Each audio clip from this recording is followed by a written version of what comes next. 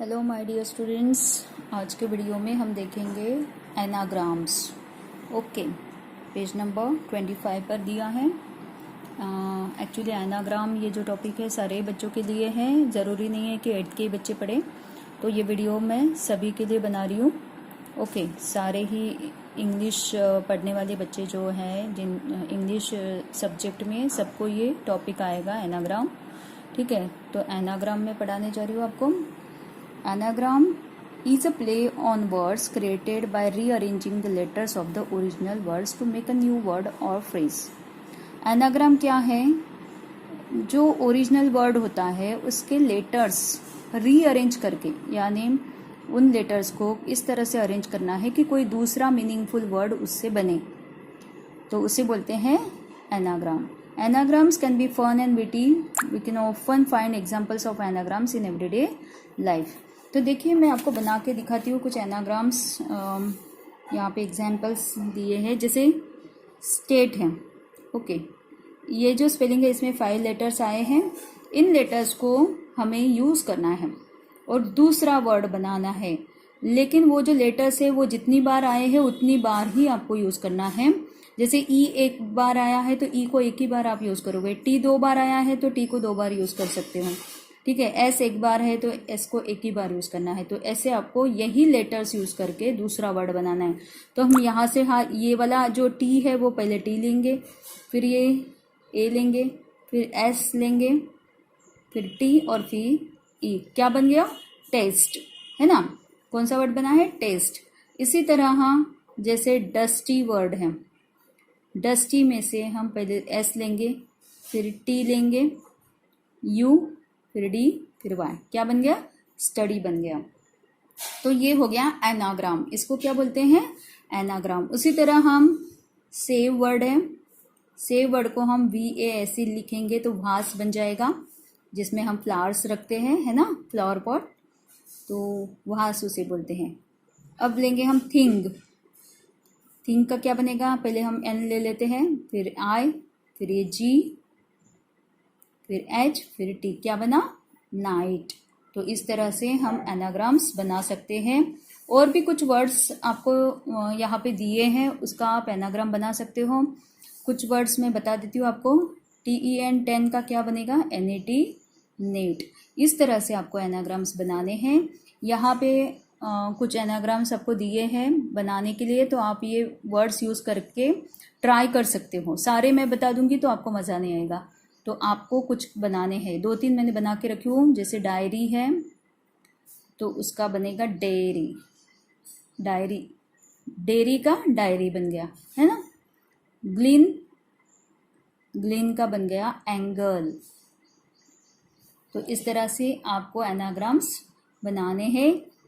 ये जो original word है उसी में से लेटर्स यूज़ करके आपको दूसरा वर्ड बनाना है। मीनिंगफुल वर्ड होना चाहिए। ठीक है, तो इस तरह से आपको एनाग्राम्स बनाने हैं। अब थोड़ा आगे बढ़ते हैं हम। यहाँ पे देखिए और एक एक्टिविटी टाइप दिया है, मदर टंग और अदर टंग। तो कुछ वर्ड्स यहाँ पे दिए हैं जिनका मीनिंग अलग अलग लैंग्वेज में अलग अलग होता है ना। फॉर एग्जाम्पल रोज़, रोज़ का इंग्लिश में अ फ्लावर, लेकिन मराठी में रोज़ का मतलब क्या होगा? डेली, हमेशा, हर रोज़, है ना। तो और हिंदी में क्या होगा? रोज़, एवरीडे। यानी मराठी और हिंदी में थोड़ा एक जैसा ही उसका मीनिंग निकल रहा है, लेकिन इंग्लिश में देखिए रोज़ का मीनिंग कुछ और निकलता है, वो है एक फ्लावर। इस तरह से कुछ और वर्ड्स यहाँ पे दिए हैं, सन और सन। तो सन इंग्लिश में स्टार है, और ये वाला सन जो है इसका मतलब है कि बेटा। और मराठी में ये जो सन लिखा है, सन का मीनिंग है फेस्टिवल, है ना। और ईयर या साल, साल को भी सन बोला जाता है मराठी में, और हिंदी में भी साल को सन बोला जाता है। पीस और पीस, पीस यानी अ बिट, और काम यानी ये जो पीस है उसका मतलब है टुकड़ा जो होता है, जैसे पेपर का टुकड़ा या किसी चीज़ का टुकड़ा जो होता है उसे पीस बोलते हैं। और ये वाला पीस जो है वो काम यानी शांति, पीस बोलते हैं ना, शांति। और मराठी में ये वाला दोनों पीस का मतलब क्या होगा? फेदर, पंख जो होता है ना, ग्राइंड, और हिंदी में पीसना यानी क्या होता है, पीसना बोलते हैं ना हम, गेहूँ पीसना है बोलते हैं ना, तो ग्राइंडिंग यानी पिसाना जो होता है ना वो।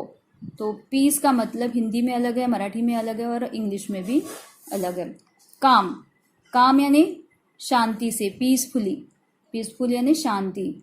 तो इंग्लिश में काम का मतलब होता है शांति, लेकिन मराठी में क्या होगा, काम यानी वर्क, और हिंदी में भी काम का मतलब होता है वर्क। तो इस तरह से देखिए और भी कुछ वर्ड्स यहाँ पे दिए हैं जिसका मतलब हमें ढूंढना है और आपको ट्राई करना है कि इसका मतलब हिंदी में या मराठी में क्या होगा। एक्चुअली यहाँ पे हिंदी और इंग्लिश और मराठी ही दिया है, तो हम मराठी में और इंग्लिश में देखेंगे क्या होता है। बोट यानी जो पानी में तैरता है ना, क्राफ्ट, उसे क्या बोलते हैं इंग्लिश में, क्राफ्ट बोलते हैं। तो बोट का मतलब क्राफ्ट होता है इंग्लिश में, लेकिन मराठी में बोट का मतलब क्या होता है, फिंगर, है ना, उंगली को बोलते हैं बोट मराठी में। फिर सुन यानी अर्ली, जल्दी, इंग्लिश में उसका मतलब होता है जल्दी, लेकिन सुन यानी मराठी में क्या होगा, डॉटर इन लॉ, यानी बहू जो होती है, बहू को मराठी में सुन बोलते हैं। रोप, अ स्ट्रॉन्ग कॉर्ड, रोप यानी रस्सी, इंग्लिश में रोप का मतलब रस्सी होता है, लेकिन मराठी में रोप का मतलब होता है सैपलिंग, जो पौधा होता है ना उसे रोप बोलते हैं मराठी में। लेक यानी पॉन्ड, है ना, पानी का जो जमा हुआ पानी रहता है ना एक गड्ढे में, उसको बोलते हैं लेक या पॉन्ड, लेकिन लेक मराठी में लेक का मतलब होता है daughter. Name of a person, place और एनिमल और थिंग, नेम का मतलब इंग्लिश में नाम, लेकिन मराठी में नेम का मतलब होता है एम, निशाना। मोर यानी ज़्यादा, इंग्लिश में उसका मतलब होता है ज़्यादा, लेकिन मोर हिंदी या मराठी में दोनों में मोर क्या होता है, पिकॉक होता है। केस यानी सूट, इंग्लिश में जो कोर्ट में केस फाइल करते हैं ना वो वाला केस होता है, लेकिन मराठी में केस का मतलब होता है हेयर। ठीक है, तो ये एक्टिविटी हमने यहाँ पे कंप्लीट कर दी है।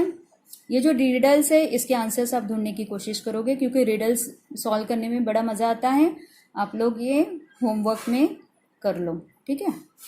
Thank you, have a nice day. Anagrams आपको भी ढूंढने हैं कुछ, और ये जो यहाँ पे दिए हैं ये एनाग्राम्स आपको कंप्लीट करने हैं, ढूंढना है इसका एनाग्राम कौन सा हो सकता है। ठीक है, ये स्पेलिंग आपको दिए हैं यहाँ पर। Thank you.